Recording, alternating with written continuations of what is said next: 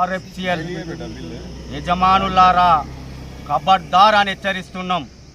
ఇక్కడ ఉన్నటువంటి కార్మిక వర్గం తమ కడుపు మండుతుంటే, వారు సామరస్యంగా ఆందోళనలు చేస్తుంటే ఈ యాజమాన్యానికి పట్టింపు లేదా అని మేము ఏఐటీసీగా ప్రశ్నిస్తున్నాం.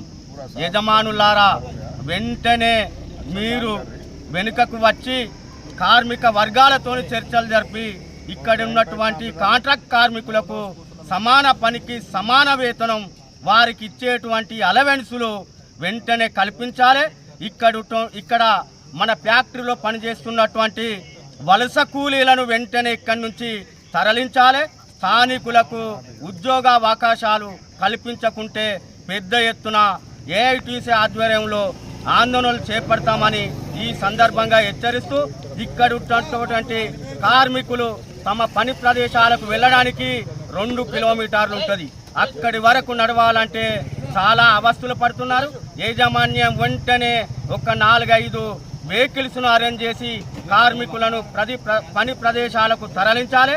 అక్కడనే పని ప్రదేశాలలో వారి కనీస వసతులు, మంచినీటిని, మరుగుదొడ్లను అక్కడనే కల్పించాలి. ఇక్కడ ఉన్నటువంటి కార్మిక వర్గాన్ని ఆదుకోకుంటే రేపటి నుంచి దశల వారి ఆందోళనలతోని ఆర్ఎఫ్సిఎల్ ఫ్యాక్టరీని మొత్తం ముట్టడించి దిగ్బంధం చేస్తామని ఏఐటీసీ పక్షాన విజ్ఞప్తి చేస్తూ, ఇక్కడ ఉన్నటువంటి కార్మిక వర్గానికి ఎల్లవేళ ఏఐటీసీ అండగా ఉంటుందని, మీ పోరాటానికి ఎప్పుడు మేము అందుబాటులో ఉంటామని, కార్మికులకు అండగా ఏఐటీసీ ఉంటుందని తెలియపరుస్తూ ఈ కార్యక్రమంలో పాల్గొన్న వారందరికీ విప్లవ జేజేలు పలుకుతున్నాం.